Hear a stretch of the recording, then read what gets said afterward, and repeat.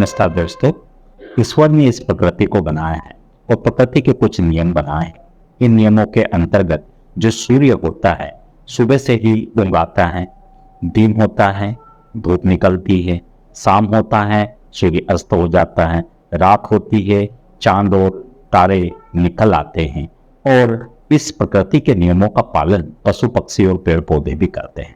आपने देखा होगा कि जो हमारे पूर्वज थे, जो ऋषि मुनि थे, वो सुबह प्रातः काल को 5 से 7 बजे के बीच में उठ जाते थे और जो भी अपना काम होता था दिन में करते थे और शाम के टाइम पर अपना भोजन करते थे और रात को 8 से 10 बजे के बीच में सो जाते थे।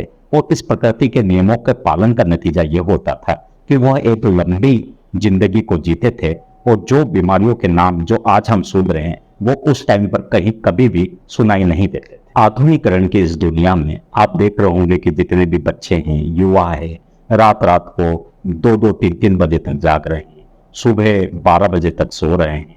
तो इस तरह से उनका न तो खाने पीने का टाइम फिक्स है, ना ही सोने का टाइम फिक्स है और इसी कारण से जितने भी प्रकार के शरीर में बीमारियां हैं वो लगातार बढ़ती जा रही है। दोस्तों, जिस तरह से प्रकृति का नेचर का जो चक्र होता है उसी तरह जो हम लोगों का जो शरीर होता है उसमें भी एक चक्र होता है जिसे बायोलॉजिकल क्लॉक कहते हैं।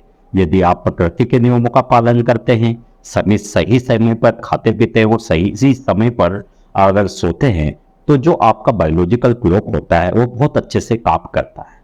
जिस टाइम पर आपका खाने का टाइम होता है उस टाइम पर आपको भूख लगती है, जिस टाइम पर आपको नींद लेना होता है, सोने का टाइम होता है, उस टाइम पर आपको आराम से नींद आ जाती है। लेकिन जो आज का समय चल रहा है जिसके अनुसार आपका जीवन अस्त व्यस्त है, खाने पीने का टाइम निर्धारित नहीं है, सोने का टाइम निर्धारित नहीं है, तो ये जो बायोलॉजिकल साइकिल है आपका ये पूरी तरह से डिस्टर्ब हो गया है। जब आपको खाना होता है तो पता चलता है आपको भूख ही नहीं लगेगी, जब आपका सोने का टाइम होता है तो आपको नींद ही नहीं आ रही है। इस तरह जो आपका जो शरीर है उसका चक्र है वो पूरी तरह से प्रभावित हो जाता है और इस कारण से जितने भी जो रोग होते हैं शरीर के वह आपको होने लगते हैं। दोस्तों, शुगर एक मेटाबॉलिक डिसऑर्डर है।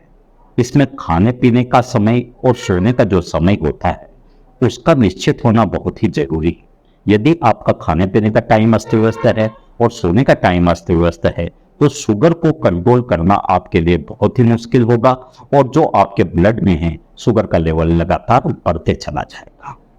दोस्तों, क्रोनोबायोलॉजी एक ऐसा विज्ञान है जिसमें यह अध्ययन किया जाता है कि प्रकृति का चक्र किस तरह मानव जीवन को प्रभावित करता है।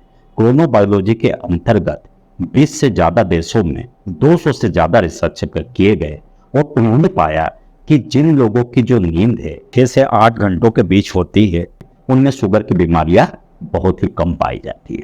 यदि आपकी नींद 6 घंटे से कम है या फिर 8 घंटे से ज्यादा है तो ऐसे व्यक्तियों में जो डायबिटीज का जो परसेंटेज है या शुगर को कंट्रोल करने की जो क्षमता है वह कम पाई गई। इस अध्ययन में के नतीजों में यह भी पाया गया कि खाना खाने के 2 घंटे बाद नहीं सोना चाहिए। जो सोने का जो आदर्श टाइम होता है वह रात को 9 से 12 बजे के बीच में माना गया है। अध्ययन के नतीजों से यह भी निष्कर्ष निकला है कि यदि आपकी नींद अच्छी नहीं है, 6 से 8 घंटे के बीच की नहीं है या तो 6 घंटों से कम है या फिर 8 घंटों से ज्यादा है, तो ऐसी स्थिति में जो शरीर के जो हार्मोन होते हैं एड्रेनलिन, नॉरएड्रेनलिन, कॉर्टिसोल और ग्रोथ हार्मोन उनका लेवल बढ़ जाता है और यह आपके जो इंसुलिन है उसको अच्छे से कार्य नहीं करने देता। इस कारण से जो इंसुलिन रेजिस्टेंट है वह बढ़ जाता है। इस तरह जब भी आपकी नींद प्रभावित होती है तो उससे शुगर को कंट्रोल करने में बहुत ही मुश्किलें हो जाती है और इस तरह से आपके ब्लड में शुगर का लेवल बढ़ जाता है। दोस्तों, आपकी नींद अच्छी रहे इसलिए आप सुबह से उठिए, योग करिए, एक्सरसाइज करिए, व्यायाम करिए, अपने आप को तनाव मुक्त रखिए और जो नाइट है, सोने का जो समय है उस टाइम पर मोबाइल और टीवी से दूर रहे। इस तरह यदि आपकी अच्छी नींद होगी तो आपको आपके शुगर को कंट्रोल करने में बहुत ही मदद मिलेगी। यदि किसी कारणवश यदि आपको नींद अच्छे से नहीं आती है, कम आती है या फिर बहुत ज्यादा आती है तो अपने डॉक्टर को इस बारे में बताएं और जो भी कारण हो उन कारणों को दूर करिए, क्योंकि रिसर्च ये बताते हैं कि जिन लोगों की नींद तनाव मुक्त है और 6 से 8 घंटों के बीच की है उनमें शुगर की बीमारियां बहुत कम होती है और यदि है भी तो उनके शुगर को कंट्रोल करने में एक अच्छी नींद बहुत कारगर उपाय होती है। तो इसका पालन करिए और अपनी शुगर को कंट्रोल करिए। आप खुश रहिए, स्वस्थ रहिए। बहुत बहुत धन्यवाद।